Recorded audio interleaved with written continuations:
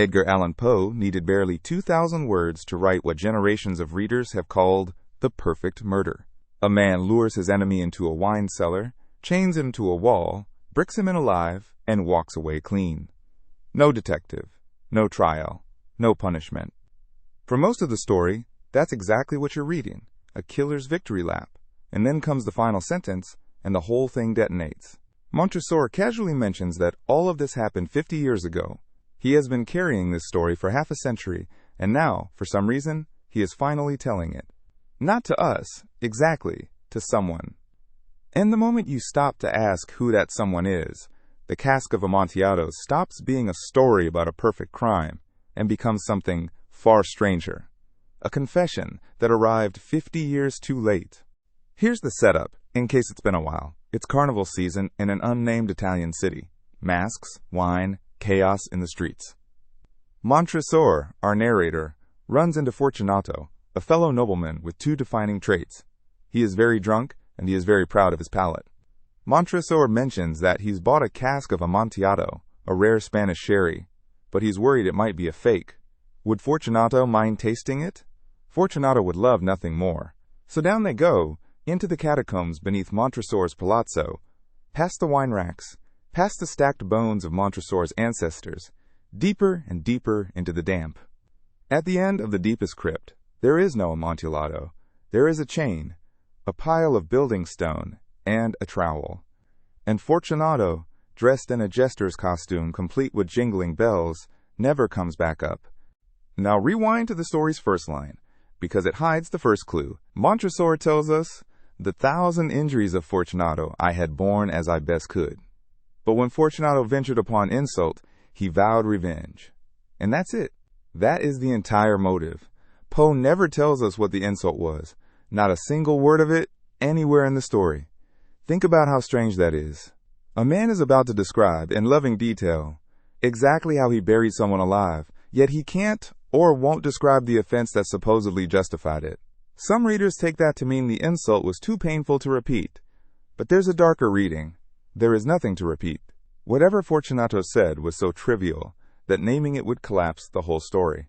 And notice, Fortunato follows Montresor into that crypt happily, like a man who has no idea he even has an enemy.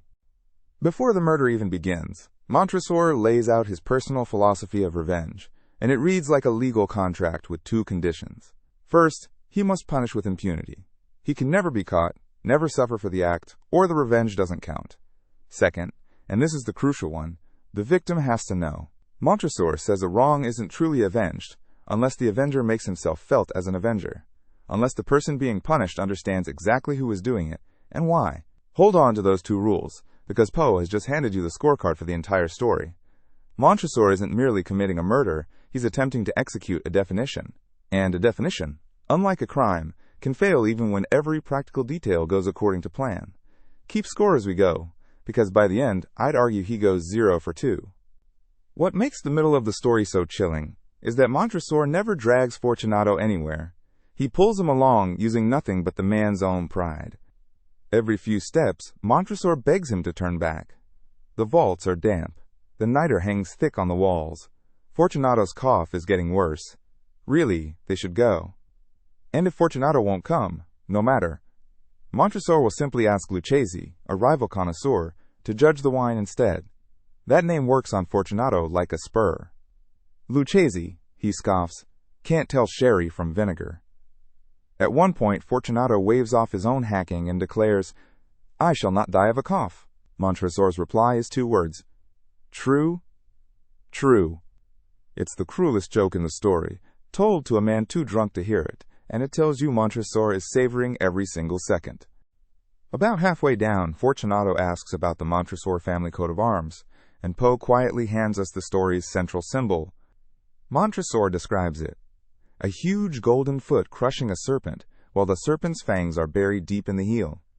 The Latin motto underneath translates to, "No one wounds me with impunity." On the surface, it's obvious. Montresor is the foot, Fortunato is the snake, and the crushing is scheduled for later that evening. But look at the image again. It is not a picture of victory. It's a picture of mutual destruction. The foot destroys the serpent, and the serpent poisons the foot in the same frozen instant. Neither one walks away. Whether Poe's narrator realizes it or not, his own family crest is predicting exactly how this ends.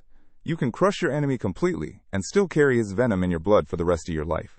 Poe gives us exactly one crack in Montresor's composure, and it's easy to miss. The wall is nearly finished. Fortunato has screamed, and Montresor, in one of the most unsettling moments in American literature, screamed back, louder, until his victim went quiet. Then, through the last small opening, comes a low laugh, and the sad jingling of the jester's bells, and Montresor tells us, "My heart grew sick." For half a sentence, the mask slips. Then, he immediately supplies an excuse. It was only the dampness of the catacombs, he insists, nothing more. But notice what's actually happening. 50 years later, retelling the story, he still needs that excuse. He isn't explaining his feelings to Fortunato, who is long dead. He's explaining them to himself. A man genuinely at peace with his revenge doesn't need to justify why his heart was sick. He wouldn't even remember it. And then, the ending. Montresor finishes the wall, restacks the old bones against it, and delivers the line that changes everything. For half a century, no mortal has disturbed them. 50 years. This whole time, you've been listening to an old man, very possibly a dying one. Now go back to the second sentence of the story, where Montresor addresses someone directly. "You, who so well know the nature of my soul, who knows the nature of your soul?" Not a drinking companion. Generations of scholars have landed on the same answer, a priest. Read it that way, and the entire story reframes itself as a deathbed confession, a final unburdening before judgment. The perfect murderer, who was never caught, never suspected, never even questioned, is voluntarily entering his crime into the record. Because there was always one witness, he could never wall away, himself. So pull out that scorecard from earlier. Rule 1. Punish with impunity. Legally, sure, no one ever came for him. But if impunity means escaping punishment, what do we call 50 years of remembering every word, every jingle of those bells in flawless detail? Montresor narrates the murder as if it happened last night. That's not a memory, that's a cell. Rule 2. The victim must know why. Fortunato dies without ever learning the reason. His last coherent moments are spent treating the whole thing as an elaborate joke, and his final desperate cry, "For the love of God, Montresor," is answered with mockery. He goes into the dark, confused, not corrected. By Montresor's own definition, stated in his own opening paragraph, this revenge failed on both counts. Poe let his narrator write the rules, and then quietly showed him breaking every single one. Here's the thing about walls. They only work on bodies. Montresor built his perfectly 50 years and not one stone out of place. But the story exists, and that's the tale. If the revenge had truly worked, there would be nothing to confess. No need to rehearse the details one last time. No final "rest in peace" muttered over a man he hated. Poe's real horror story isn't the man behind the wall. It's the man in front of it, who got everything he planned and none of what he wanted, still standing in those catacombs half a century later. So here's the line to remember. Montresor sealed Fortunato in the crypt, but Fortunato was sealed inside Montresor, and only one of those tombs stayed quiet. The perfect crime and the failed revenge, Poe whispers, can be the very same event. It just depends on which side of the wall you're standing on. Thank you for watching all the way to the end. If this gave you a new way to see the story, subscribe to Between the Chapters. A new literary deep dive lands every week, and I'd love to have you along for the next one.